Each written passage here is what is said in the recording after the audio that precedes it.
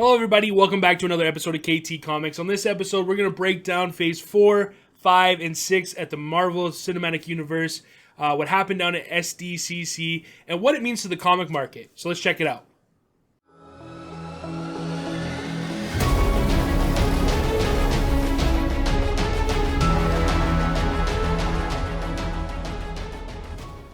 Alright, so at San Diego Comic-Con, there was a huge announcement that happened with Kevin Feige doing the announcement for Phase 4. The ending of Phase 4 is going to be Black Panther, Wakanda Forever. I'm excited for it. The trailer dropped. It looks phenomenal. I was really looking forward to finding out what Namor is going to be like.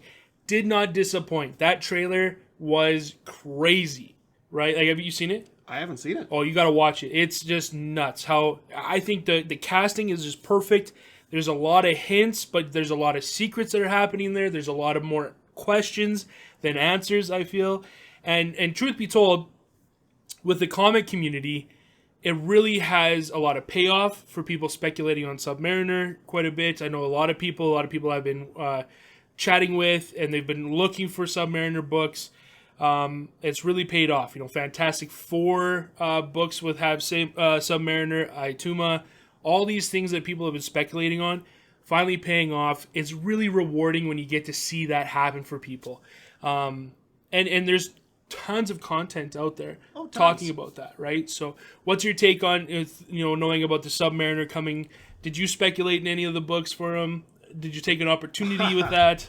I wish that I would have. I mean, Subby's old. Like, Subby, he predates Marvel, doesn't he? Yeah, well, he's definitely in Golden Age, right? Like, yeah. he's one of the earlier ones with, when Marvel just first turned from Timely, battling Human Torch, those kind of things, classic battles, obviously, back in Golden Age. So, but then really kind of got his foot in the door in Silver Age, I feel. Yeah.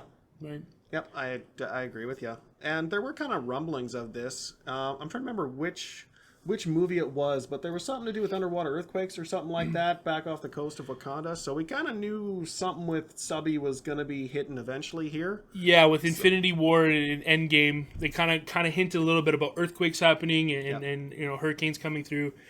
So people really picked up on that. So a lot of content creators were really given the hints for that, and people responded, and it paid off, right? Like that, it really happened. So it's kind of cool to see the full circle when that happens in the market. And even though I didn't spec into it because I knew I was going after my X-Men books, that kind of stuff, and it's just kind of neat to see the market and seeing people get rewards for their speculation. Oh, absolutely. And along the lines of X-Men books, Submariner is a mutant, is he not? That's correct. He is.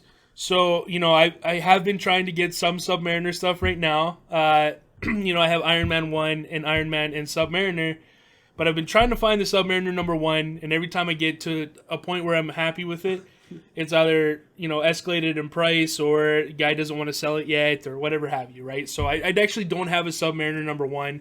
Looking forward to finding one eventually, and Silver Surfer. Oh, good stuff. But we'll talk about him in a minute. We will. But first, I got a question for you. Sure.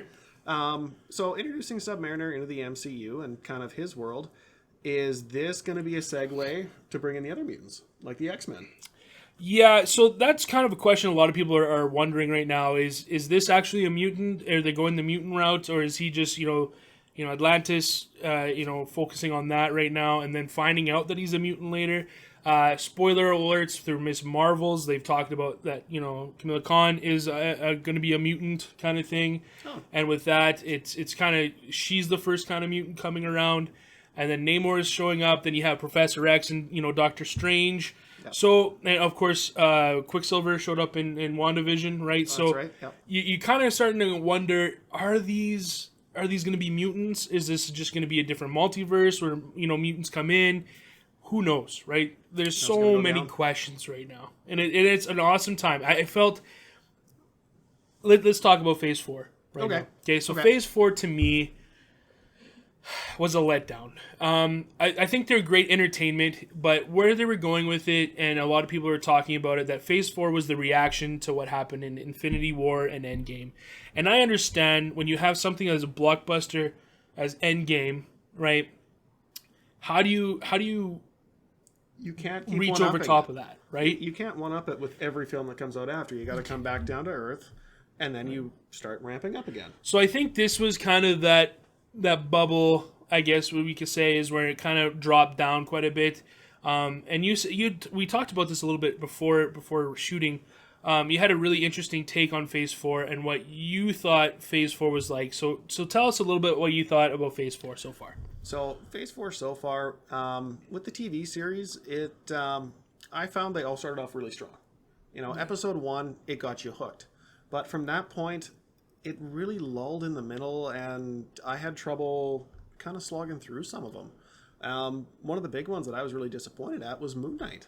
Yeah. I thought through the middle, for what I was expecting it to be, it kind of fell off a cliff. Yeah. And then it had a satisfying ending, but there's 4 episodes worth of stuff going on in the middle where it didn't feel like a lot was happening. Just kind of like a flat line where there's no action, there's no Moon Knight, right? Yeah. And don't get me wrong, I think Oscar Isaac did a fantastic job. Great. Right? Absolutely great. And especially dealing with the split personalities going back and forth, I thought they did a great job on that part. But the story itself was really, really flat. And I agree with you on that. Yeah, right. I want to watch Moon Knight to watch Moon Knight. Yeah. Not... Yeah, basically an archaeologist just kind of hopping around doing like a Nicolas Cage National Treasure type deal. Yeah, and so that's another question you got to ask. Do you want it to be separate from the timelines? Do you want Moon Knight just to be on his own, or do you think he's actually tied in? So now he's going to be finding Blade, and he's going to go after Werewolf and Dracula.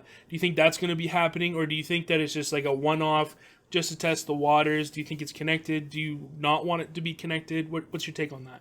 My take on that? If it's the MCU, I just, as a Marvel fan, I don't know, I'd say I'm more of a casual Marvel fan, but I don't know all the backstories, but I would like to see that interaction with the other characters that I know and I'm familiar with. And as long as it's smooth and doesn't feel shoehorned in, then I'm all for it. Yeah. Let's see Blade. And you can see Phase 4 in the comic market when 2021 was a huge thing, right? People were getting amped up. WandaVision first came out. Loki was there. So everybody was jumping in the wagon. Yeah, there was a pandemic, and then it skyrocketed. But then people kind of realized that Phase 4 wasn't everything that they thought it was going to be. And it really kind of it tanked, right? It dropped quite a bit. And it shows in the comic market. Of all these books are coming down, especially modern books, right? Yep. Something like Gore, Thor: God of Thunder #2, it really has dropped down. Miss Marvel in Avengers, Avenging Spider-Man #9, you see that one coming down too right now. So there's a lot of these modern books that people were really speculating on that didn't really pay off, right? So Taskmaster, that's another one. Yeah, right. That's not a super modern book, but everybody had really high expectations. Yeah. And the character wasn't what they thought it would be. Right. And there was controversy about female versus male and that kind of thing. But, really honestly, at the end of the day, it didn't matter if it was a good character, good fight scene, good story. And I think I just got let down. I really do. Right. So that's Phase 4. Hopefully Black Panther, Wakanda Forever actually, turns it around. I think that's the pivotal point. I think so too. Right, I think that's where it's going to start amping up a little bit more. Right, I think we're finally at the bottom. We're starting to see that little peak. Doctor Strange was great. Spider-Man was good. And when I say that, I'm disappointed or not there, it's still great entertainment, and I love watching every single one of them.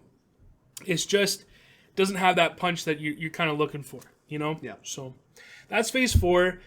Moving into Phase 5, Kevin Feige started talking about Ant-Man and Wasp. Quantumania, you're going to see my boy Kang. He's going to show up.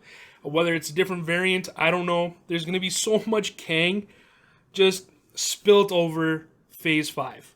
I think really that's where you're going to see a lot of Kang, and then you're going to see the ending in a little bit later. But just Kang is going to show up everywhere. Variants of different types, where it's, with Ant-Man, or if it's going to be with, through Daredevil maybe might have some. You just never know, right? Yeah. Captain America might have some Kang issue that he has to fight. You just never know, right? So there's lots of that happening. Then we're moving forward. The next one is I want to talk about Loki Season 2. You're going to see a That'll lot be of good. Kang again in that one. Oh, yeah. Right?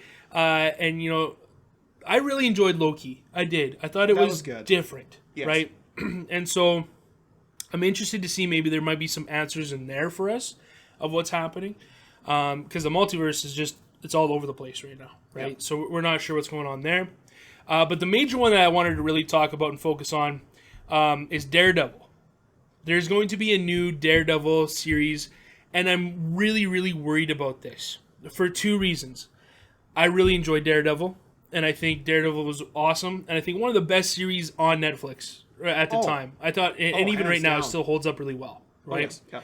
I'm worried that Disney's gonna do Disney stuff to Daredevil.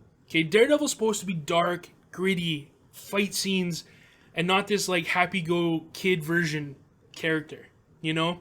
And I really do worry, because I've seen some stuff about She-Hulk, and it doesn't look good, man. I really don't. The animation just... I want it to be good. I do. I really want She-Hulk to be awesome, but watching some of the things in there and the animation, it seems so flat, and it's like, it should be dark, man. It should be like adults should be able to really connect on it, and especially with someone like Daredevil, right? Yeah. You know, Cox is taking his role back, so I'm really looking forward to that. I think hopefully have some Kingpin. Kingpin was great. Maybe he might come back. I mean, he was in Hawkeye, but like, is he dead? Is he not? Like, who knows, right? I got a hunch he's coming back. Well, that's Marvel, right? Yeah. No one never dies. So hopefully we might see some more Hawkeye in Daredevil too. I thought that could be a possibility. The suit. Did you get a chance to see the Daredevil suit? I haven't seen a lot of spoilers. Really? So I haven't seen trailers. I haven't seen. So they brought out the yellow and red Oh, the OG. suit. It's so good. And you can see in the comic market, that actual comic is starting to take huge trend, right? Daredevil 1. Yep. You can see Daredevil starting, any kind of Daredevil, especially like Frank Miller stuff too. It's always so good to read. It's great. And I think that is a heavy speculation that I'm going to focus on moving forward, is that Daredevil is going to start climbing up again. Because, I mean, look, Cox is a fantastic Matt Murdock. Oh, he's right? incredible. It is such a good series, and I just hope Disney does it right. Because lately Disney Plus and Disney has really kind of put the PG-13 label on things that shouldn't be PG-13. Right? Like, can you imagine someone like Punisher having like, is he just going to use tranquilizer darts? Is he just going to use like Nerf guns? A water pistol. Yeah, water pistol, right? You know, like, you have to have that darkness to make sure that the light shines. Yeah. Right? And Disney's not understanding that, and I think that really someone needs to step up and be like, hey, look, this needs to be dark. So. Yeah. I mean, it's great to appeal to all audiences with what you're putting out. Totally. But there are certain pieces of content where, maybe it should be a little more youth friendly. Other times it should be a little more adult focused. I totally agree. And I think like Miss Marvel, great example for that. Yeah. Right? I thought Miss Marvel was very good for the youth and enjoyed, and it had that kind of kid humor, almost like Pixar, where adults can enjoy it as well. You know what I mean? And then same for Spider-Man. Spider-Man is also connects with youth all the time. And I think that really showed in No Way Home, having the three kind of Spider-Mans together, had that comedy. Yeah. And I thought that was good. But something like Love and Thunder, no. Right? That felt really kid-friendly, and like always wanted to joke and have kids and have like them be a certain role in the movie. Yeah, kids were a very big focal point of that movie. It was, right? Yeah. And I get it, and I understand that they're trying to bring young Avengers and they're trying to do that kind of stuff, but at the end of the day, someone like Gore the Butcher, we said it was Gore the off-screen Butcher, because you just never seen him do anything on screen. And I thought Christian Bale did a great job at that character, but I just wanted more of it. And it fell flat because it was all so focused on Thor's love affair between Mjolnir and Stormbreaker. It's just like, they filled their time slot with. Oh man, the opportunity was there and they dropped the ball, right? And like I said again, at the end of the day, it's still great entertainment, and I really do appreciate the movies that they're attempting, but they got to pick and choose their battles. I feel, right? So I thought it was a very entertaining movie, but it wasn't exactly what I thought it would be going into it. Right. It's still fairly fresh, so I don't want to go over certain scenes or anything. Yeah, obviously spoilers, right? Yeah. But yeah, I think we're safe on Love and Thunder now because I think a lot of people on the internet have taken over and dissected that movie 100 times. So yeah, so there was that, and we kind of talked about the Daredevil. Next one I want to talk about that I'm kind of interested in is Captain America, the New World Order. Now, with that, I kind of feel Shield and Nick Fury is going to step up, and I think in that movie, alongside with Sam Wilson, of course, right? Captain Falcon. I actually dig the costume. I kind of think it's kind of cool, right? It's not bad. So I was actually kind of excited that, and you're going to see a lot of Sam Wilson comics, like first Falcon. A lot of Falcon books in the comic market start climbing up, I think, a lot more. Right now, I think they're very undervalued, and if you get a chance to pick up Captain America, I think it's 117. Don't quote me on it, but it's the Falcon. If you get a chance to pick one of those up, I think it's a very good investment because I think long-term, it's going to climb incredible. Okay?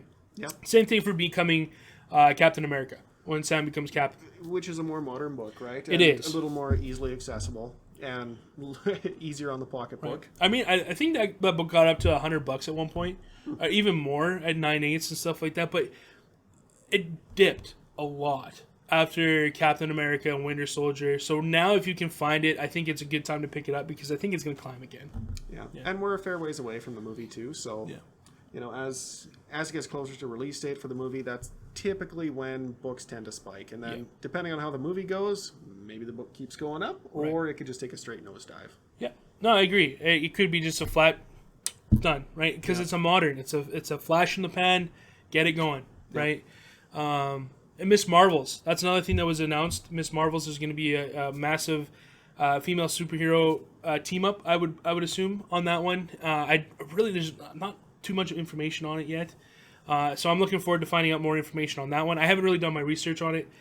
Same with Blade. Blade is going to be great. So if you have any kind of Dracula, Blade, Werewolf by Nights, the horror classic Marvel things, I think that's where it's going to go. And I think that's where you need to spec in, is a lot of the horror Marvel stuff right now.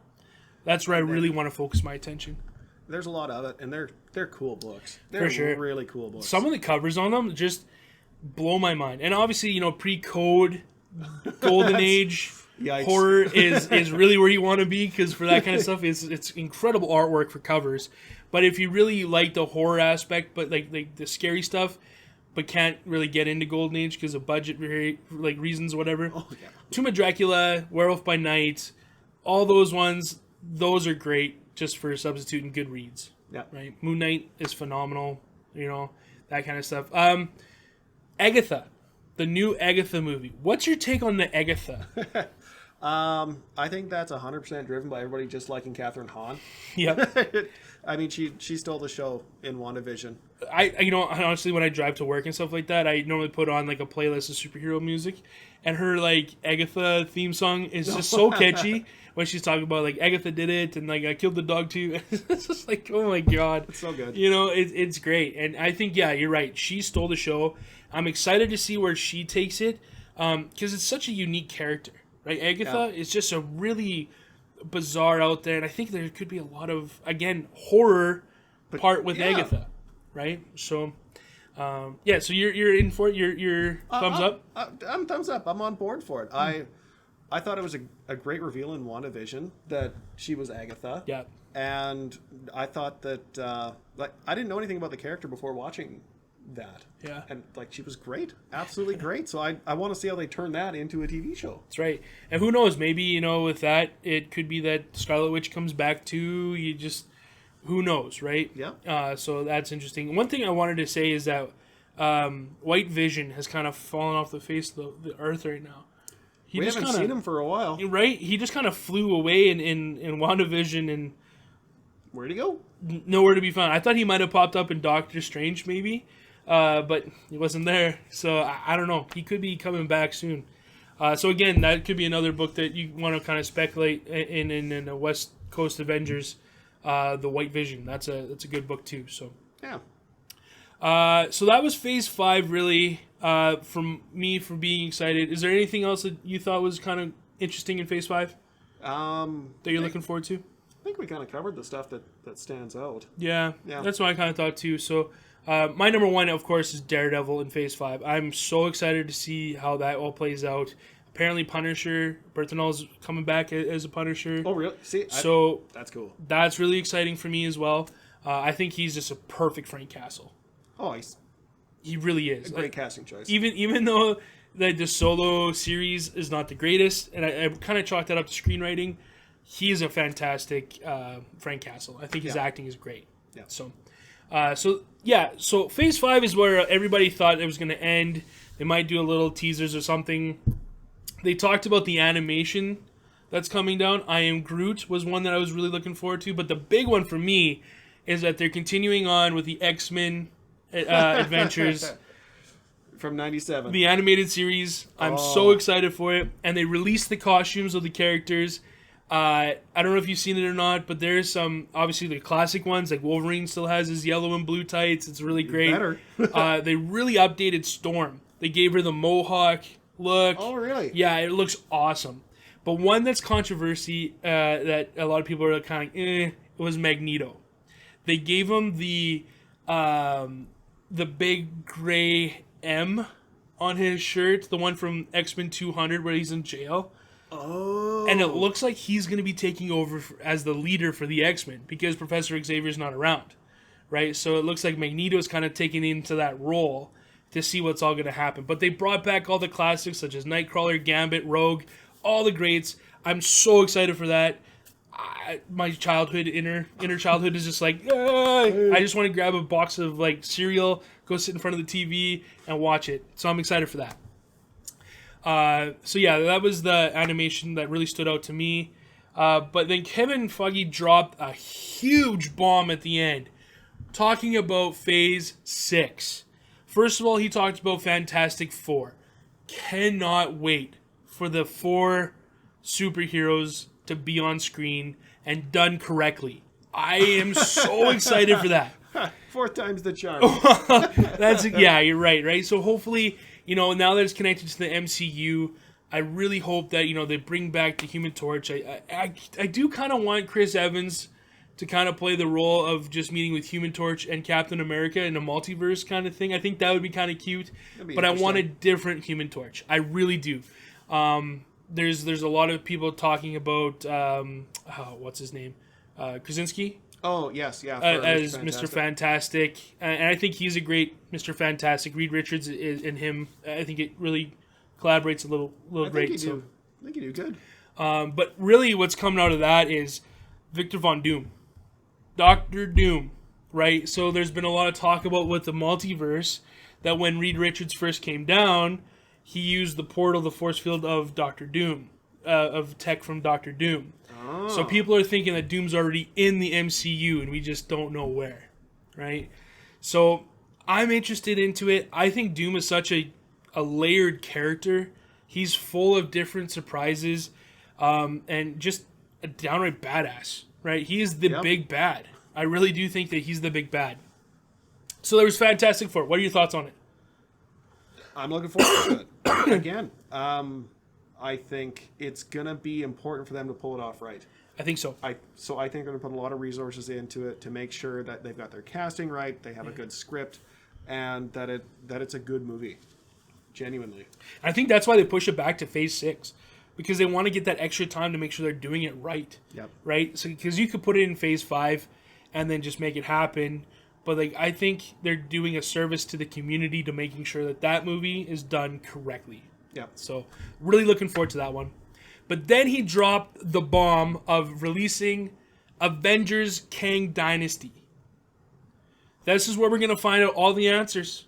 This is where all the Kangs are going to battle with each other, the council. We're going to have to just fix the multiverse, right? Yep. Or I think really what's going to happen here is that the multiverse is going to shatter some more. I think it's going to get broken to the point where no return. Kind of like what happened in Infinity War, right? It's kind of like the Empire Strikes Back where the bad guy wins, And I think that's what's going to happen. And the reason why I think that is because the second part that Kevin Feige dropped was Avengers Secret Wars. How crazy is that? That's wild. Right? They can introduce any number of characters in that. It's wide open. 100%. Right? So for those that don't know, Secret Wars was a 1980s 12-part series of basically a battle royale of all the superheroes and supervillains on Battle Planet, right? The Beyonders summoned all these people, and they started duking it out. They had their parties, they were working together, and then, there's betrayal. And a long story short, Doctor Doom got the powers of the Beyonder. And I really, really hope that they do that in some way. I really do. Now, I don't know if it's going to be Doom. It might be Kang. But I hope it's Doom. I really, really do. So, for me, for speculation, we're talking about this. This is a huge thing for the comic book market. So, first of all, the Kang Dynasty, we're going to talk about it. What's going to happen is just going to... The Council of Kang, so Avengers 267... was when the first Council of Kangs. I think that's going to be a huge book. It already is a big book, but I think it's going to climb some more. So make sure to find that one. But also, with Secret Wars and the multiverse being shattered, this screams that they can pick any character they want. They could bring back Robert Downey Jr. They could bring back Chris Evans if they wanted to. Hell, they can bring in Hugh Jackman. Well, they could even bring back Eric Bana as the Hulk. Like, they could do whatever they wanted. Right? And how cool would that be? I'd be on board for that. Right? What about Lou Ferrigno? Oh. Lou Ferrigno coming out? Done. How cool would that be? Like, there's just so many Easter eggs that they could do now with Secret Wars, because it's basically just picking and choosing who you want to be on the screen. But let me stop you here with Easter eggs. After a certain couple of movies, didn't Eddie Brock zip into the multiverse, drop some black goo, and then zip back out? Well, there's no Spider-Man between now and Secret Wars, and I think there's a big event that happened in the comics that has to do with Spider-Man and a little black piece of goo. With the Secret Wars, right? Yes. I think it might be number 8, where he gets the first black suit costume. Yes. Right? I think that's going to happen on the MCU. I think it's going to happen too. So if you get a chance, speculate hard into number 8 right now. Secret Wars 8, I think, is a hold. I think it's going to climb some more. I know number 1 is spiking, and also I think it's number... the one with the Doctor Doom cover where he's just battled, and I can't remember what the number... 12. I think so. Yeah. But I think that book is also really, really climbing right now, and I think that the roof is not there yet. I think there's lots of room still to grow for those books. Now, I know they also have another Secret Wars, number 1, that released in 2015, I believe.